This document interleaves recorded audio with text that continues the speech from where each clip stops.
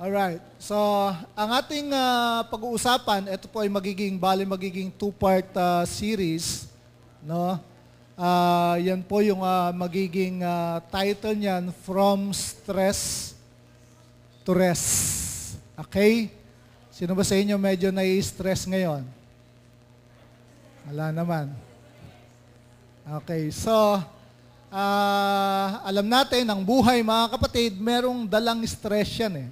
No, minsan paggising mo pa lang sa umaga, kung hindi talaga natin babantayan yung ating mga sarili, hindi natin gugwardyahan yung ating relasyon sa Diyos, ang ating pananampalataya, meron talagang tendency na ma-stress out tayo. Baka mag-freak out ka pa, no, dun sa sobrang stress na nararanasan mo dun sa iyong buhay. Kaya nga sa maraming tao, mga kapatid, sa kanila, ito yung definition nila ng buhay. No? Meron kasi tayong mga kanya-kanyang definition ng life, 'di ba, ng buhay. Pero sa maraming tao, ito yung nagiging definition nila ng buhay.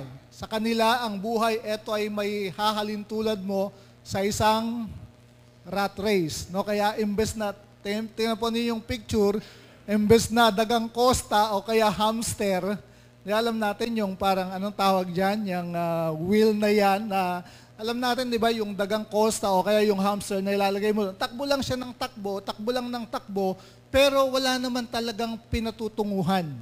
Di ba? Wala namang kinapupuntahan yung kanyang pagtakbo. Inaakala niya dun sa kanyang pagtakbo, no, yung matulin na pagtakbo ay makakawala siya dun sa hawla o dun sa lugar na kanyang kinaroroonan. Pero to no parang effect, no, wala naman talagang kinapupuntahan yung kanyang pagtakbo. So, ito ba yung definition natin ng buhay? That life is a rat race. Parang lagi kang merong hinahabol. Di ba? Parang lagi kang nagmamadali. Okay? Lagi kang nape-pressure. So, pag sinabi nating rat race, no, ito ay isang endless, self-defeating or pointless pursuit. So sabi niya, ito ay walang katapusan, di ba? Self-defeating at ito ay isang pointless pursuit. Parang merong kang hinahabol, merong kang gustong marating, pero wala naman talagang nangyayari dun sa bagay na yon na gusto mong marating. So life is a rat race. Kaya ang nangyayari, parang lagi kang merong hinahabol, di ba? Ang nagiging epekto nito dun sa iyong buhay ay stress. So tingnan natin yung next picture. Ayan siya. No? Sumasakit na ang ulo, wala nang tulog, di ba? Merong mga fear, mga takot, mga worry, di ba, ano pa? Walang katapusang pag-iisip dun sa mga bayarin. Kadarating lang ng bills natin sa Meralco, yung water bill, di ba, kababayad mo lang, konting tulog lang, eto na naman. Di ba? Lalo na ngayon, etong panahong ito, medyo mainit. Kaya yung ating electric bill, nagsusumap. Di ba? Ewan ko sa inyo, pero ako usually, ang binabayaran ko sa aking electric bill, pinakamataas na yung 800 eh. Pero yung huling dating nung Meralco bill ko, no, hindi pa talaga yung pinaka-peak ng summer season from 800, 700, 600, 700, 800, mga ganun eh. Nag-200 pa nga ako eh. Sobrang tipid dyan eh. Yun naman yung panahon ng December, January, February na talagang napakalamig naman. Hindi kami nagbubukas ng electric fan kasi ang lamig. Oo. Pero itong last bill ko, 1,500 na. Biruin mo yon. Doble yung kanyang itinaas. So paano pa yung kasunod niyan? Diba? So mainit kasi yung mainit yung panahon. So kapag ang buhay mga kapatid, walang katapusang pagbabayad ng kuryente, ng tubig, 'di ba, ng mga kaya kung iisipin mo 'yan, ang nangyayari na i-stress ka. 'Di ba? So problema dun sa finances natin, minsan problema dun sa mga relationships at kung ano-ano pang mga problema, kaya nakaka-stress out. Problema sa trabaho, 'di ba? Tapos iniisip mo pa yung future mo, yung future ng iyong family. Kaya ang naging resulta kapag hindi mo ito na-handle ng tama, ito ay ang nagiging resulta nito dun sa iyong buhay, ikaw ay na-stress. Tama ba?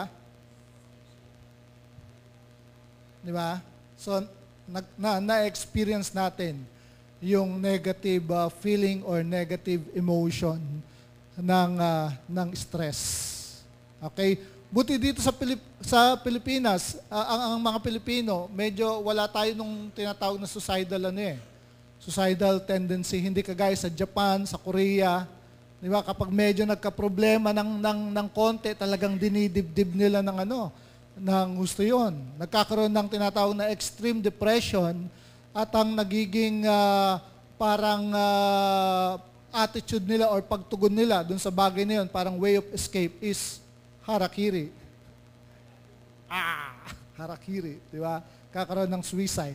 Buti sa mga Pilipino, medyo nadadaan natin sa karaoke, pa-video-video, di ba? Parang may problema, kanta mo na lang. Di ba? Kanta mo na lang. O kaya, bili ng ilabas na yung dyan, yung mesa. Okay? Bili ng, tawag dito, emperador. Kung medyo mas wag ng emperador. Ano na lang, gin bulag. Okay? So, tapos kantahan, parang isang way of escape, di ba, ng mga Pilipino para hindi ma-stress out. Okay? Pero of course, sa atin mga Kristiyano, dapat naman na makita natin yung tamang perspective para kahit dumating yung stress dun sa ating mga buhay, ma-handle naman natin siya ng tama. Tama ba yan mga kapatid?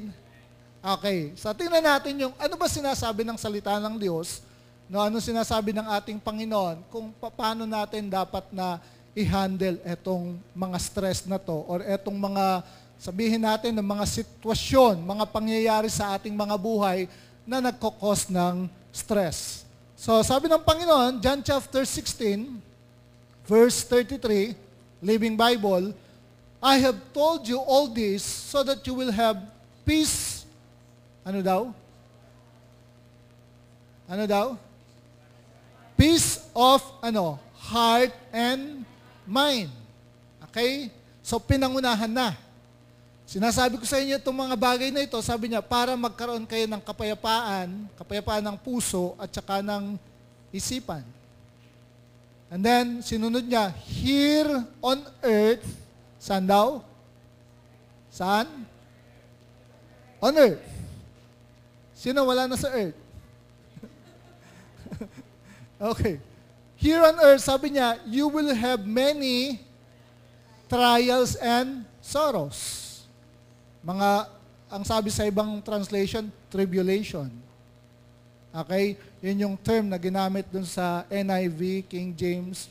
In the world, you shall have tribulation. Mas okay na yung tribulation kesa sa great tribulation. Okay? Mas mapagtsitsagaan pa natin yung tribulation kesa sa mag-enter tayo dun sa tinatawag ni Jesus na after the rapture, na great tribulation dun sa mga naiwan. Okay? You will have many trials and sorrows. Sabi niya, but cheer up. Okay, sabi niya, cheer up. Parang medyo itaas mo yung, tawag dito, chin mo. Cheer up. Chin up. Okay, cheer up. For I have overcome the world. So, merong trials, sinasabi ng Panginoon, merong mga trials, merong tribulation, merong sorrow, pero dahil siya, napagtagumpayan niya yung sanglibutan, yung victory na yun ay binibigay niya sa bawat isa sa atin. 1 John chapter 5, verse 4 and 5, NLT translation. Ano yung sabi diyan? For every child of God, sino yung mga child of God dito? Okay. Siyempre, lahat naman tayo, pag sinabi mong sino child of God, amen, child of God. Diba? For every child of God defeats, sabi niya, this evil world. Nandito yung stress eh. Nandito yung mga trials, nandito yung sorrow, dito sa evil world. Pero sabi niya, yung child of God, he or she defeats this evil world. And sabi niya, we achieve this victory through, saan daw? We achieve this victory through our faith. Sa pamagitan ng pananampalataya. Pakisabi sa katabi, faith, brother. Faith, sister. That's all we need. Pakiulit sa kanya, faith. Hindi fake. Okay? Iba yung faith dun sa fake. So, we achieve this victory through our faith. And, verse 5, who can win this battle against the world? Only those who believe that Jesus is the Son of God. So, ang sinasabi diyan, mga kapatid, malinaw na sinasabi, if you're a child of God, then you are an overcomer. So, merong stress, but you can win the victory over stress. Amen ba yan? Nandiyan yan. Nandiyan na yung stress. Pero hindi ka kinakailangan mag-freak out. Hindi ka kinakailangan ma-stress out. Kasi binibigyan tayo ng Diyos ng victory. Nasa sa atin na lang ngayon, mga kapatid, how we can practically apply yung victory na yon doon sa bawat sitwasyon na kinakaharap natin sa ating buhay. Kasi iba-iba yung mga sitwasyon natin eh. Tama? No, meron tayong iba't ibang mga sitwasyon at yung mga sitwasyon na yon, yun yung mga nakaka-stress sa atin. Sa iba, di ba, paano nila i-apply yung victory dun sa isang stressful situation sa kanilang trabaho? O kaya dun sa financial area ng kanilang buhay? O kaya dun sa bahay, dun sa mga relationships? Di ba? So, paano mo i-apply ngayon yung sinasabi ng 1 John chapter 5 verse 4 and 5 na victory na ibinibigay ng Panginoon sa pamagitan ng ating pananampalataya. Amen ba yan? So meron tayong victory. Ito yung promise. Ito yung pangako ng Diyos para sa atin. Okay? So, pag-aralan lang natin ng konti na para maintindihan natin no, kung ano yung ibig sabihin ng stress. Okay? Kilala niyo si Sun Tzu? Or yung kanyang yung libro niya na The Art of War. Kasi yung Art of War, actually parang nagkaroon pa ng isang pelikula na yun yung of the same title. Ang bida ay si Wesley Snipes. The Art of War. Si Sun Tzu, mga kapatid, siya ay isang Chinese. Okay, huwag tayo masyadong magalit sa mga Chinese. Okay, siya ay isang Chinese na nabuhay mga 500 years ago before Christ. 500 BC, before Christ. So siya ay isang military general, isang military strategist, no, isang philosopher, na sumulat ng isang libro na ang title ng librong yon is The Art of War, na ngayon sa ating panahon ina-apply yon dun sa mga ng mga military strategies. Hindi lang dun sa hindi lang dun sa war, kundi dun sa corporate, dun sa pati sa bansa. No, yung mga meron kasing mga merong mga yung mga tinatawag na principles na hindi lang naman applicable dun sa war, kundi applicable din siya dun sa ekonomiya, dun sa business, at saka dun sa iba't ibang sektor pa. And meron ding mga principles siya na applicable din personally na kapag kahit nga dun sa atin, dun sa atin mga Kristiyano, you can spiritualize it. Pwede mong i-spiritualize yung principle dahil meron kang matututunan. Sabi nitong si Sun Tzu, No? Meron siyang battle strategy na sabi niya, if you know the enemy and know yourself, your victory will not stand in doubt. Know yourself, sabi niya, to win the battle, sabi niya, kailangan kilala mo yung sarili mo at kilala mo ang iyong kalaban.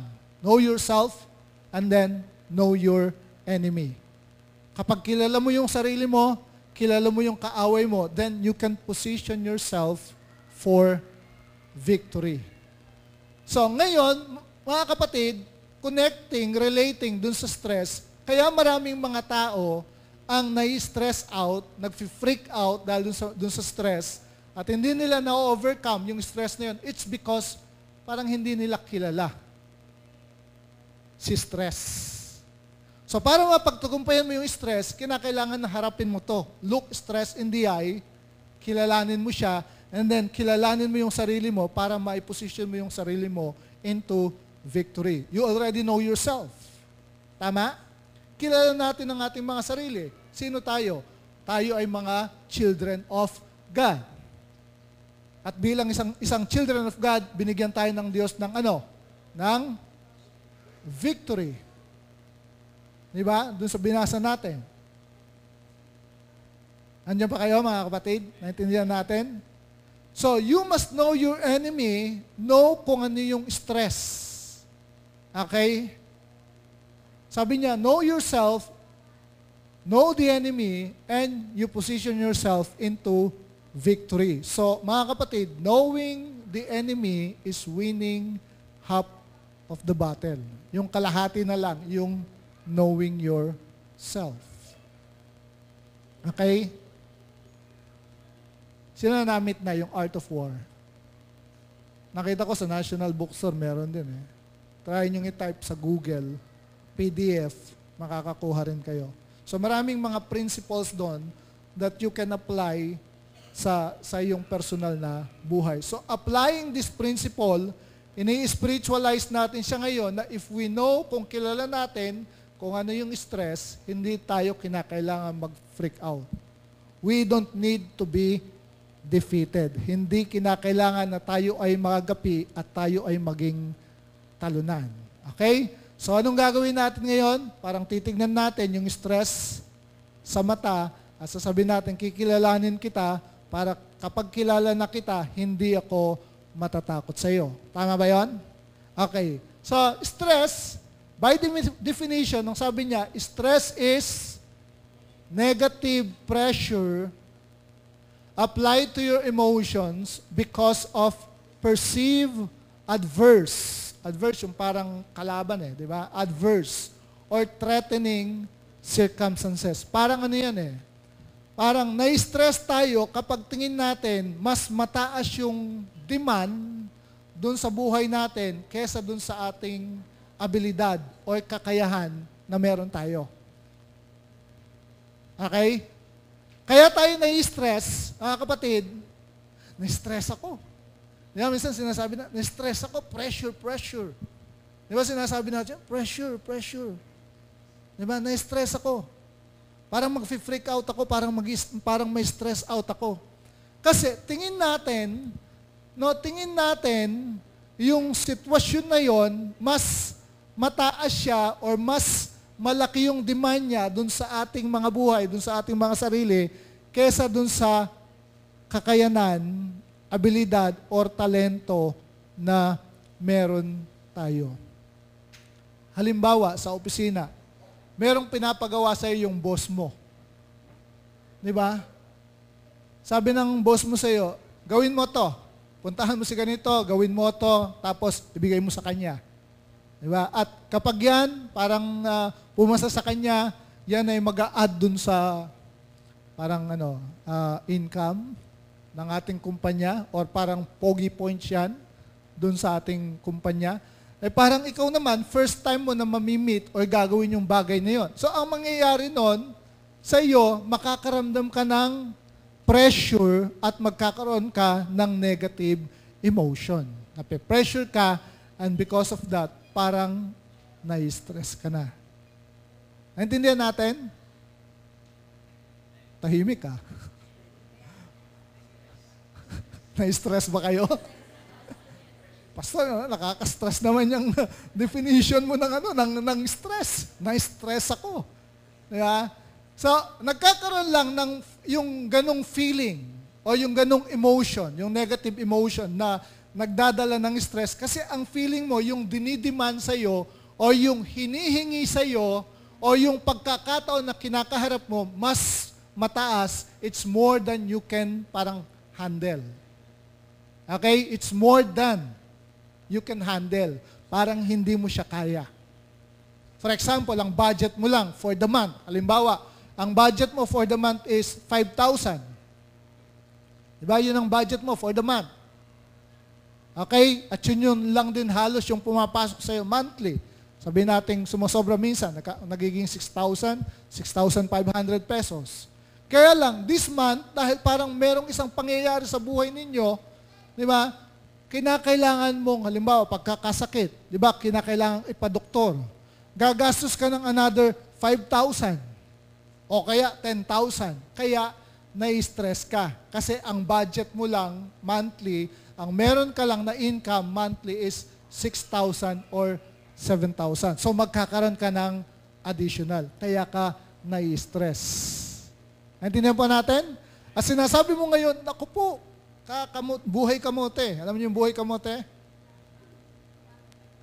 Buhay kamote. Kamote mo ulo mo. Di ba? Kamote ng ulo. Okay? So sabihin mo ngayon, naku po, saan kamay ng Diyos ko hahanapin? Di ba? Yung kulang na yon dun sa aking budget. Kaya nagkakaroon ng negative feeling or emotion at nagkakaroon ng stress dun sa ating mga buhay. Okay? So, merong stress, feeling of stress, negative emotion, kasi merong pangyayari dun sa buhay mo na tingin mo, it's more than you can handle. Hindi ko kaya. Ito yung demand ng sitwasyon na to, ganito siya kataas, eto lang ako. Kaya ka ngayon, it's a threatening situation dun sa'yo, kaya ka nai-stress. Naintindihan po natin? So, it's a negative. At nagiging negatibo siya, mga kapatid, kasi, tingnan yung word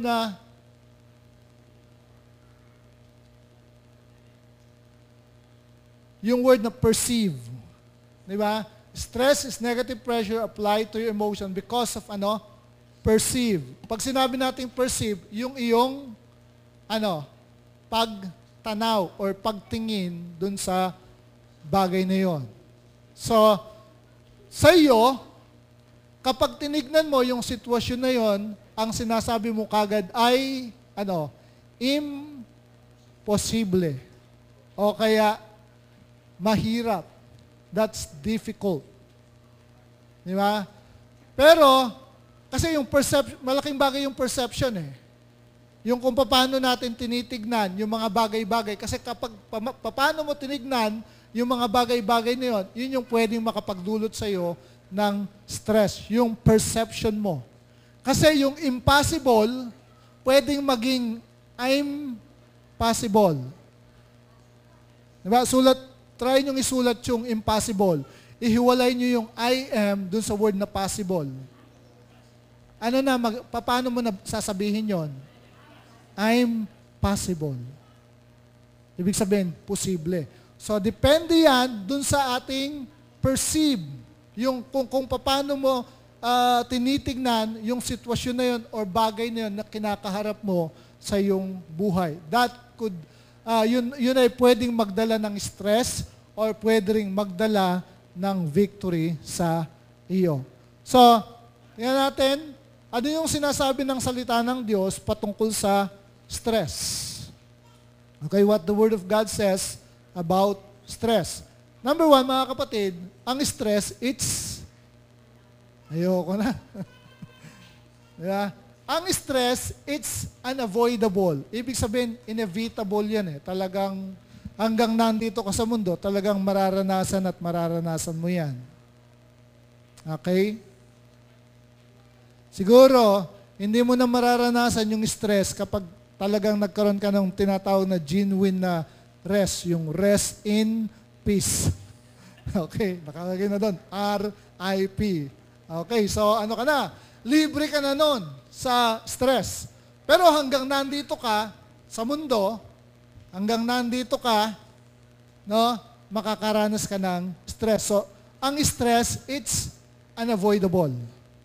Pero, hindi mo kinakailangan, anong sabi niya, ma-stress out. It's unavoidable, mga kapatid, pero ito ay controllable. Kayang kontrolin. Okay? Amen? Unavoidable siya. Hindi mo siya maiwasan. Kahit anong iwas mo, darating at darating talaga yan. Kaya, wag mo na siyang iwasan. Harapin mo na lang siya. Okay? Tignan mo sa mata, at sabihin mo sa kanya, hindi mo ako kaya. Okay? I'm possible. So sabihin mo sa kanya, I'm possible. Hindi yan imposible, that's possible. So sabi ni Jesus, in the world, sabay-sabay nga nating basahin, in the world, you will have tribulation. Kakaroon ka ng stress. But be of good cheer, sabi niya, I have overcome the world. And who are you following? Sino yung kaninong yapak ang sinusunod mo?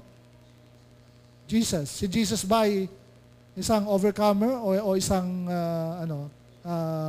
talunan? So overcomer siya. Di ba? Overcomer, yung sinusundan natin, kaya tayo rin, mga kapatid, ay mga overcomer. So, unavoidable siya dahil nandito pa tayo sa mundo, pero hindi natin kinakailangang ma-stress out. Controllable naman siya. Okay? Pangalawa, punta na tayo sa pangalawa,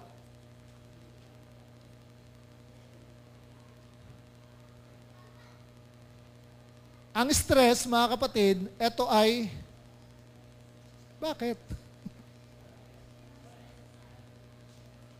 Bakit? Kailangan ba talaga na ma-stress, na merong stress? Sabi niya, ang stress, it's necessary. In other words, parang kailangan. Kailangan for what? Parang requirement, requirement na ngayon ang stress. Parang negative, pastor, ang dating. Bakit kailangan? Why it's necessary dun sa ating mga buhay? Bakit kinakailangan na meron tayong makakaharapin ng mga stressful situation dun sa ating buhay? Why is it necessary? Palagay nyo, bakit kailangan? Bakit kinakailangan dumaan tayo dun sa mga stressful situation? Sabihin mo yung sagot mo dun sa katabi mo. Necessary siya, mga kapatid, kasi kung walang stress, walang challenge. Di ba? Napapansin nyo, mga kapatid, dun sa mga competition, di ba, yung mga medyo merong pressure, dun lumalabas ang ating ano lumalabas? Dun lumalabas yung husay mo, dun lumalabas yung galing mo na hindi mo pa nakita before. Tama? Halimbawa, isang nanay, all her life, nakadepende lang siya dun sa kanyang asawa. Biglang namatay si asawa. Naku po. Is that a stressful situation ba yon, mga kapatid? Stressful situation ba yon? Talaga namang over ang stress noon. Diba? At dahil doon, ngayon, doon sa pangyayaring yon, meron siyang mga matutuklasan sa buhay niya. Kaya pala niyang kumita ng pera doon sa sarili niya. Meron mga single parents na nabubuhay nila yung kanilang pamilya. Tatlong anak. Dahil doon sa pangyayaring yon, lumabas yung kanilang tinatawag na hidden talents at saka yung mga potentials. Tama yon? Meron ba kayong kilalang ganon? O kayo mismo yon? Di ba? So, dahil dun sa pangyayaring yon, inaalaw ng Panginoon na dumaan tayo dun sa mga stressful situation, mga kapatid, para i-challenge tayo, para i-mold tayo, para ilabas pa yung ating natatagong husay, galing, at talino. Pakitignan ng katabi. Mukha lang ganyan yan, pero may husay yan. May talino yan, may kakayahan yan na hindi pa nailalabas. O, pakisabi sa kanya, kapatid, ilabas mo na. Ilabas mo na yung husay mo. Yung galing mo, yung talino mo, ilabas mo. Di ba? So, inaalaw yan, necessary yan sa ating mga buhay, mga kapatid, kasi yan yung nag-challenge sa atin. Di ba? Kasi kung walang challenge, mga kapatid, tingnan nyo ako, kapag walang challenge, mananatili ka na lang na ganyan habang buhay mo. Tama? Mananatili ka na lang na ganyan kapag walang challenge. Kaya, stress is necessary para tayo ay i-challenge. Amen? Amen ba yun? Pangalawa, hindi lang para i-challenge tayo, kundi, ano pa? Stress is necessary to, changes. Di ba? Yung mga stressful situations na alam nating hindi natin kaya, minsan we're so prideful, masyado tayong napaka-proud, di ba? Masyado tayong mayabang, di ba? Natingin natin, lahat ng bagay naman kaya natin. Di ba? Pero kapag dumating yung isang sitwasyon na nakaka-stress, then you would realize na hindi mo pala kaya. And then you go to God, pupunta ka sa Lord, sabi mo, Panginoon, tulungan po ninyo ako.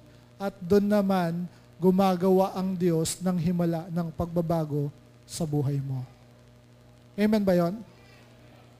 Sino sa inyo, meron siyang kinaharap na isang pangyayari na sinubukan niya lahat ng pwede niyang gawin, pero hindi niya kinaya at lumapit siya sa Diyos? Meron ba sa inyong dito na merong nakaranas ng ganong pangyayari sa buhay niya? Lord, hindi ko to kaya.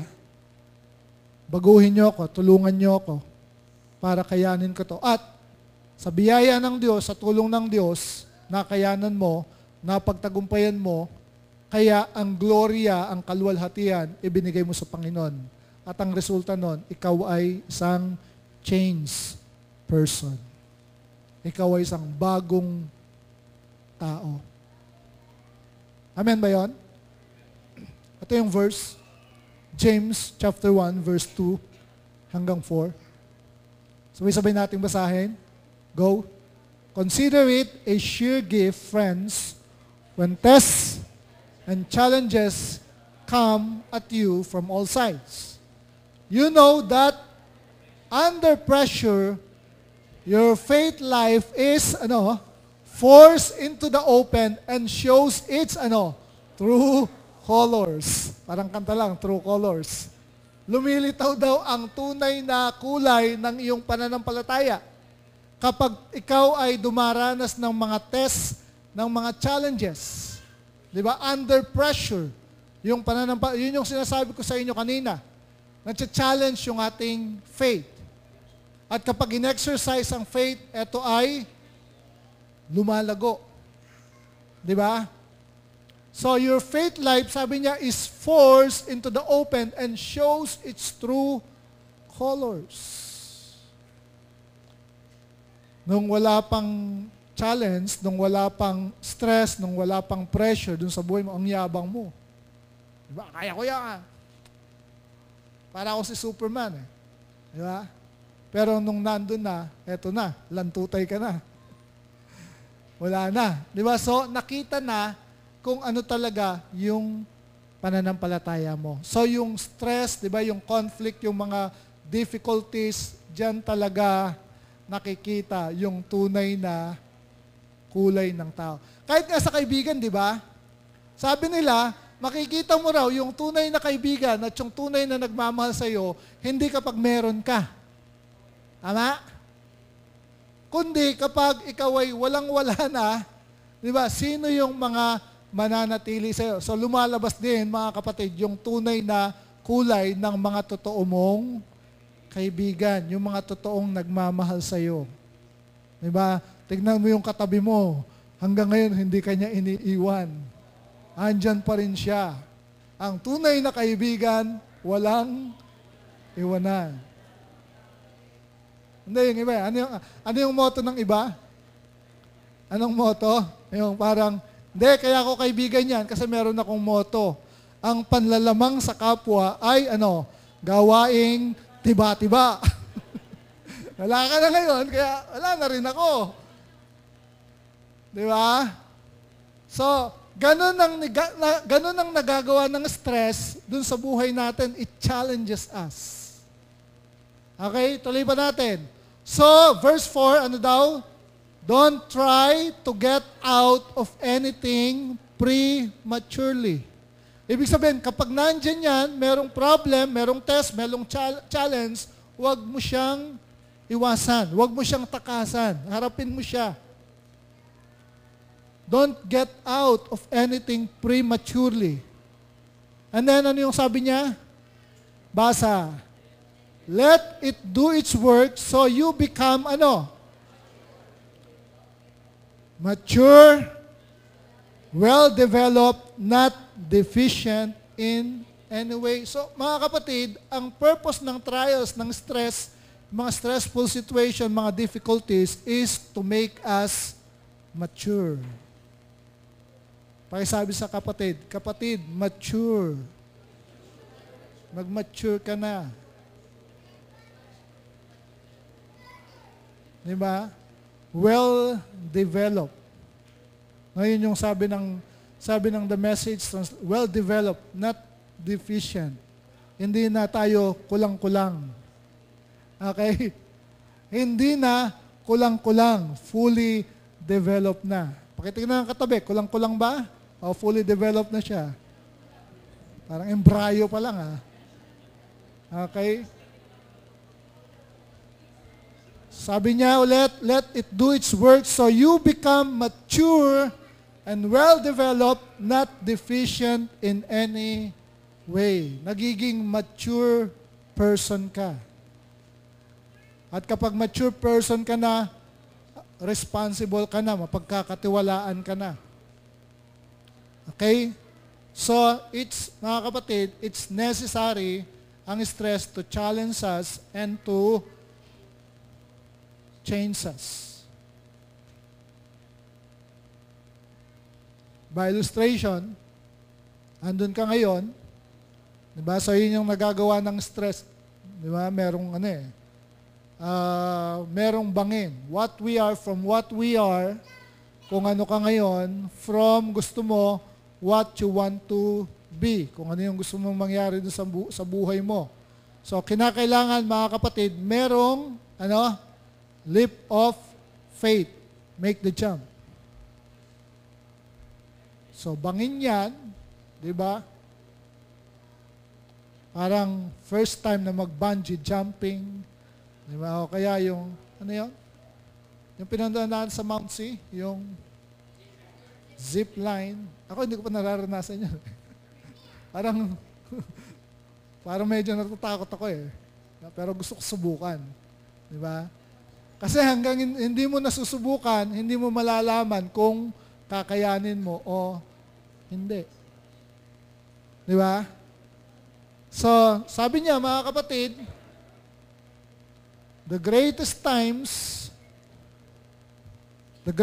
times of spiritual growth in your life happen, kailan daw nangyayari? Not when things are easy. Hindi dun sa mga pagkakataon na madali. Ang dami mong pera, ang dami mong kaibigan, laging masaya. Diba? But when, sabi niya, you are motivated to seek God's help to change because of the stressful circumstance you are having to deal with. Doon nangyayari.